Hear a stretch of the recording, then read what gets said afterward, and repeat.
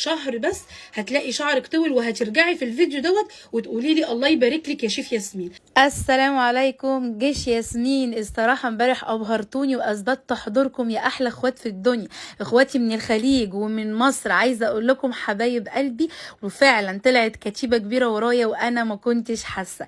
اثبتوا لي حضوركم كمان في الفيديو دوت وطلعوه 10 مليون مشاهدة بالكومنت والشير يا احلى بنات. ان شاء الله جيت لكم في الفيديو دوت بوصفة تطويل الشعر، وهتقولي الله يبارك لك يا شيف ياسمين كده تفضلي عمرك كله تدعي لي بامر الله. وهجاوب على كل الاسئله اللي انتوا جاوبتوها امبارح، سالتوها قصدي امبارح في الكومنتات. نبدا على بركه الله. واوعي برضه افكرك كده الفيديو ده يطلع ترند النهارده.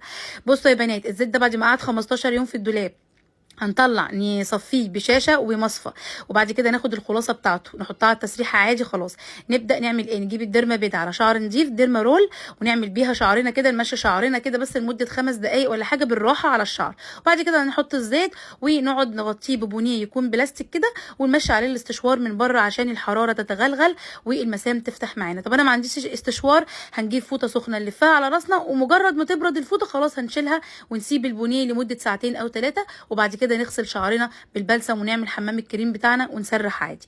دي للناس اللي عايزه تكثيف الشعر.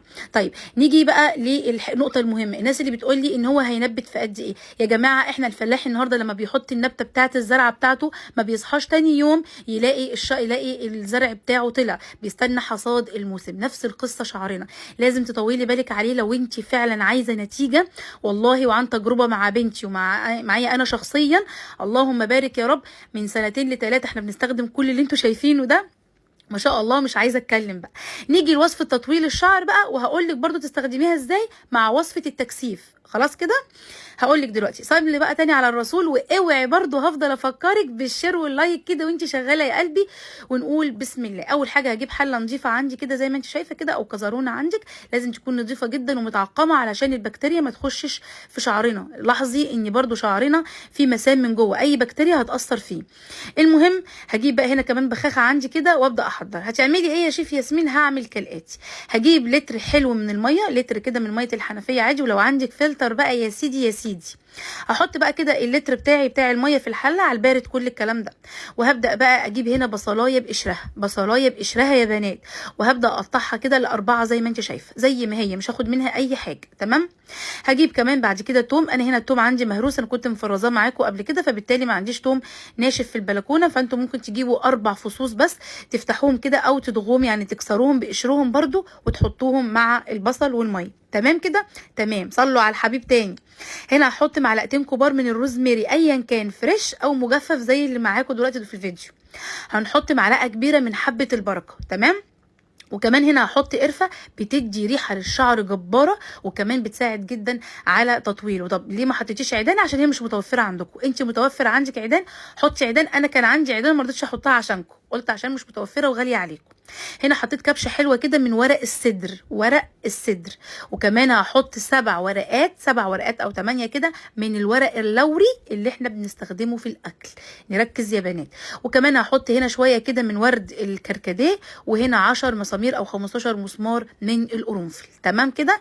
الوصفه دي بتتحفظ فين؟ بتتحفظ في التلاجة بعد ما نخلص، يعني عشان ما ننساش المعلومه، بنحفظها في التلاجة ولما بنطلعها بنستخدمها. المهم هناخد الوصفه دي دلوقتي ونطلع بيها على النار تغلي لمده ربع ساعه واحنا مغطيينها. نركز، لازم نغطيها يا بنات علشان الزيوت بتاعتها ما تتبخرش. اهي عايزه كده البصله كده تكون اتهرت، يعني اطفي عليها لما البصله تكون اتهرت، ويكون بصوا الحاجات دي كلها معايا كده غليت وبقت غامقه بالشكل ده. هجيب المصفى بقى هنا عندي، ولازم شاشه. الرايش اللي هو هيبقى معايا في الخلطه دي لو دخل في البخاخه هتنسد، وللاسف لو قعدت تصلحي فيها مش هتتصلح. انا بديكي الخلاصه، بديكي الخلاصه، خلاصه 4 سنين قسما بالله ما ببطلش اعملها، الحمد لله يا رب، بفضل من الله عز وجل. خلاص فضيتها هنا بقى كده بعد ما بردت اروح حطاها في البخاخه بتاعتي. طب ياسمين هتعملي ايه تاني؟ البخاخه ديت هنركنها بقى على جنب دلوقتي عشان هقول لكم بقيه الميه هنعمل بيها ايه. هنا دلوقتي عندنا حاجتين، في ناس بتقرف بقى من الحنه والجو ده كله، وفي ناس ما بتقرفش. فاحنا خلاص عملنا حمام الزيت الاولاني اللي احنا شرحناه وتمام والدنيا تمام، بس الزيت لسه على ايه؟ الزيت لسه على شعرنا. الزيت لسه على شعرنا واحنا خلاص المفروض ان احنا نغسله بعد ساعتين. هعمل ايه بقى؟ اجيب شويه من الخلطه اللي انا عملتها دي، احط شويه من جوز الهند وشويه من روز الميري، من زيت روز الميري، وشويه من زيت الزيتون، تمام كده. وهبدا بقى اعمل ايه؟ احط صدر مطحون، 3 معالق من الصدر المطحون، واخلي القوام بتاعه يكون تخين بالشكل ده، يعني تخين كده بالشكل اللي انتوا شايفينه ده، عشان يثبت على شعري وما يعملش سيلان وميه تنزل على رقبتي وتبهدل لي هدومي. واروح حاطه بقى كده على شعري بعد الخلطه دي، انا بقول لكم اهو.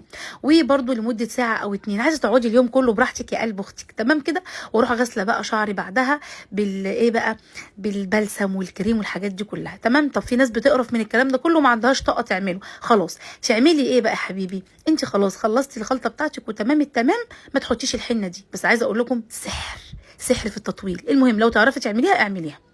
هجيب بقى هنا ايه، امسك بقى البخاخه بتاعتي وافضل ماشيه في الشقه، اطلعها من التلاجة وبخ بخ بخ بخ على شعري ليل ونهار. كل ما شعري ينشف ابخ عليه. كل بنتك لما تيجي تسرحيها للمدرسه او تسرحيها كده طول النهار، تبخي من البخاخه دي، بس ترجيها قبل ما تستخدميها. بص ترجيها كده وتستخدميها لمده قد ايه؟ العمر كله يا حبيبه قلب اختك، العمر كله. عايزه اقول لك اللهم بارك، الاجنده لسه مليانه خير، الاجنده لسه مليانه خير. حطي لايك وطلعي الفيديو اكسبلور، واشوفكم على خير يا احلى جيش في الدنيا.